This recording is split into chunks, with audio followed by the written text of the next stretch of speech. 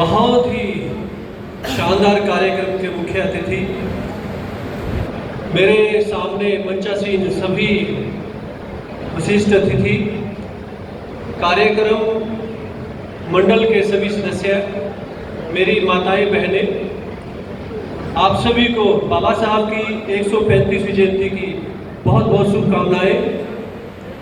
बाबा साहब की जयंती आज हमारे लिए, हमारे समाज के लिए ये केवल जयंती नहीं रही, ये दिन संपूर्ण समाज के लिए, हमारे दलित समाज के लिए एक प्रेरणा का प्रतीक बन गई है, हमारे स्वाभिमान का प्रतीक बन गई है।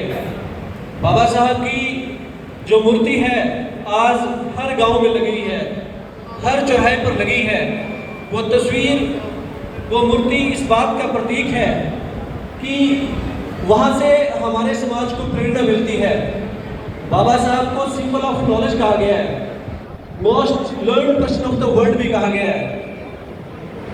वो इसलिए कहा गया है क्योंकि उन्होंने 32 डिग्रियां हासिल की और वो सभी डिग्रियां विदेशों से हासिल की। वो चाहते तो विदेशों में बचकर एक अच्छा जीवन बता सकते थे, अपने परिवार को वहाँ बढ़ा सकते थे, लेकिन उन्होंने ऐसे नहीं किया। बाबा साहब को महामानव की संज्ञा दी गई। बाबा साहब ने अपने समाज का दर्द झेला हुआ था। उन्होंने अपने सारे आराम को त्यागते हुए अपने देश में वापसी की और अपने समाज के लिए अपना पूरा जीवन कुर्बान कर दिया। ऐसा कोई आम इंसान नहीं कर सकता, केवल महामानव ही कर सकता है। बाबा साहब ने अपने पैसे के दम पे 30 से 40 लोगों को बाहर विदेश में अच्छी शिक्षा ग्रहण करने के लिए भेजा, और वो इसलिए भेजा था कि वो अच्छी शिक्षा ग्रहण करके आएंगे देश में, जैसे मैं अपने समाज के लिए लड़ाई लड़ रहा हूँ वो भी समाज के लिए लड़ेंगे। लेकिन ऐसा नहीं हुआ। बाबा साहब ने अपने वक्तव्य में कहा था कि मेरे को सबसे ज़्यादा धोखा मेरे सबसे अधिक पढ़े लिखे लोगों ने दिया।